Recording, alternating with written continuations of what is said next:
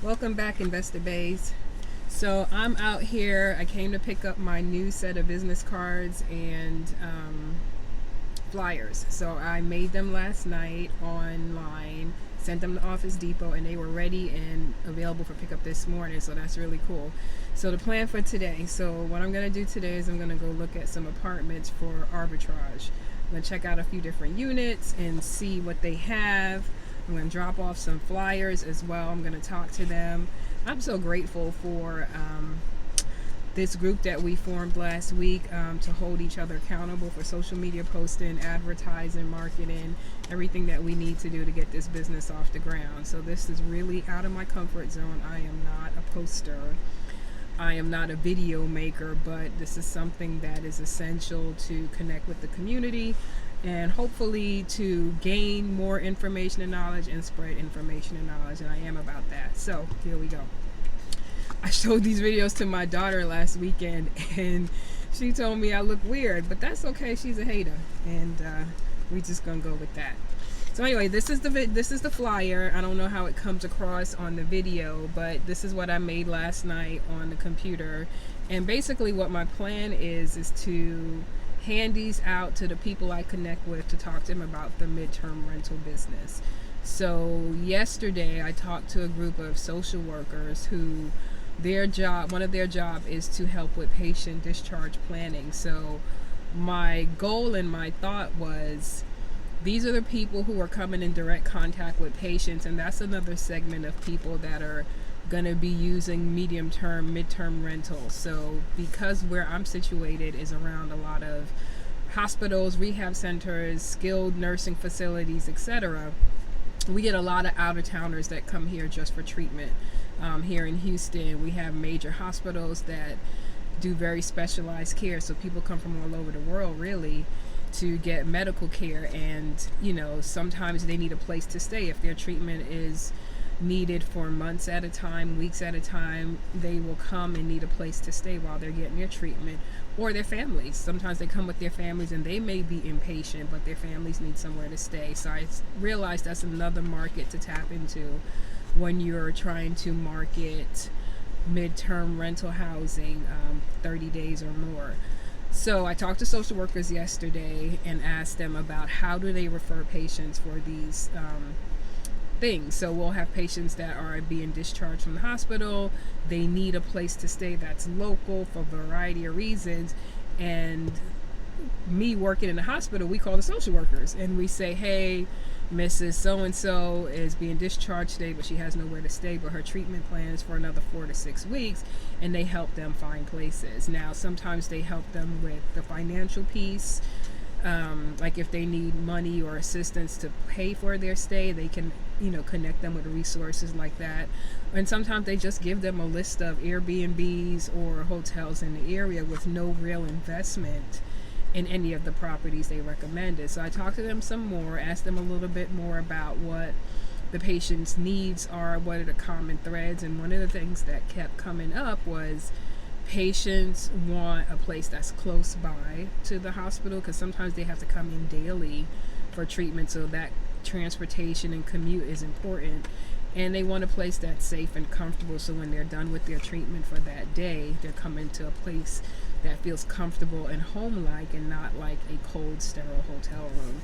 So we talked for a while, and they gave me some good information, and I brought snacks for them, and they were so grateful and appreciative. I was lucky to catch most of the social workers at once in their office. There's about 4 or 5 of them in there, and we had good conversations for a little bit, and I presented them this basket of snacks, and they were so grateful. And it's that simple, right? That's marketing. That's easy. You're connecting with people, you're building relationships, you are forming something that you can use going forward, because you're providing a service to them and their clients and making their job easier, and they're helping you, obviously. So I think that's important. So that's what we did yesterday. Today we're going to go to look at some apartment complexes and do the pitch for arbitrage and see how it goes. I fully expect to get a bunch of no's, and that's okay. But all it takes is one yes, and you just build from there. And again, it's about establishing those relationships. I actually watched Furnish Finders YouTube series, and one of their guests was talking about, they said something that was so profound. They said he's okay with getting a no because it's not a no to me as a person, it's a no to that particular pitch. So don't internalize the rejection. And that was a key piece, because that's the first thing that people will do naturally, right? If you go and try to present an idea, a topic, or anything to someone, and you're selling yourself or your product or service, and they say no, you take it personally, right? You feel like they're saying no to you, like, no, you are not worthy, no, you can't get my money, no, you can't service me. And really what they're saying is no to the deal that you're presenting, and that's okay. Sometimes you just got to come back with different numbers, or a different time, or a different mindset.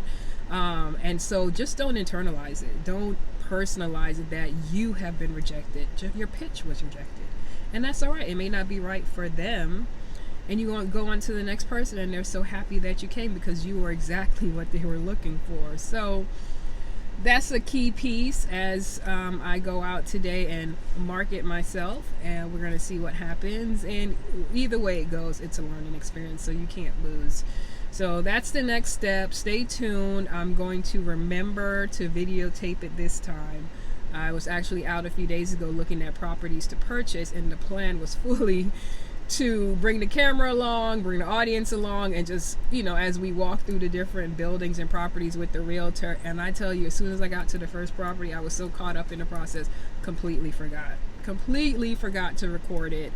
It was everything that I was supposed to do. That was like the project for the day, and I forgot completely. It wasn't until I got back in the car after the last house, and I think it was 4 or 5 that day, and looked at the equipment on the passenger seat, and I was like, dang, completely forgot to record. So today I put the stuff in the car from last night, and I promised myself that I would not forget.